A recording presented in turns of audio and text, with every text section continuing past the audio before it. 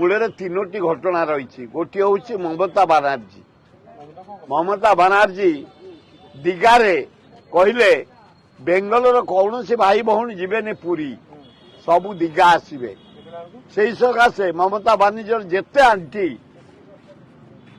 ସମସ୍ତେ ଏକାଠି ହେଇ 3-4 ଲକ୍ଷ ଲୋକ ପଳେଇ ଆଇଲେ ୱେଷ୍ଟ ବେଙ୍ଗଲରୁ। ମୁଁ ଯୋଆଡ ଦେଖୁଥାଏ ବେଙ୍ଗଲୀ ଭଉଣୀମାନେ ଭାଇମାନେ, ବେଙ୍ଗଲୀ ଭାଇମାନେ। ଆମର 10 ଲକ୍ଷ ଲୋକ ମିନିମମ୍ ହୁଅନ୍ତି, ତାଙ୍କରି ପାଇଁ 4-5 ଲକ୍ଷ ଲୋକ ବଢିଗଲେ, ଯୋଉଟାକି ଟ୍ରାଫିକ କଣ୍ଟ୍ରୋଲ ବାହାର ହେଇଗଲା, ପୋଲିସ କଣ୍ଟ୍ରୋଲ ୱେଷ୍ଟ ବେଙ୍ଗଲ ଭର୍ତ୍ତି ହେଇଗଲା।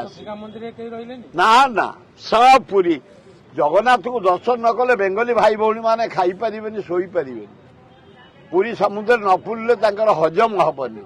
ତେଣୁ କୋଉ ମମତା ବାନାର୍ଜୀ ସମସ୍ତଙ୍କୁ ଉପାସ୍ୟ କରି ସମସ୍ତେ ପଳେଇ ଆସିଲେ ପୁରୀ, ଡିଷ୍ଟର୍ବାନ୍ସ ହେଲା। ଦ୍ୱିତୀୟ ସେ ଜଗନ୍ନାଥ ପୁରୀ ପୁରୀ ସେମିତି ଇଣ୍ଡିଆ ଯାକ ୱାର୍ଲଡ ଯାକ ରଥ ଚାଲିଛି, ଜଗନ୍ନାଥ ମନ୍ଦିର ହେଇଛି, ପୁରୀ ପୁରୀ।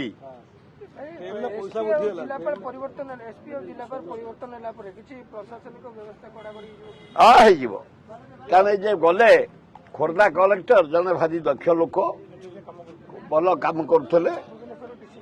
ତେଣୁକରି ଡିସିପି ଯେ ସେଇଠି ଥିଲେ ଏସ୍ପି, ତେଣୁ ଉଭୟ ବାହୁଡା ଯାତ୍ରା ଅନ୍ୟାନ୍ୟ ଯାତ୍ରା ସୁନାବେଶ ଶାନ୍ତି ଶୃଙ୍ଖଳାର ସହିତ ହବ।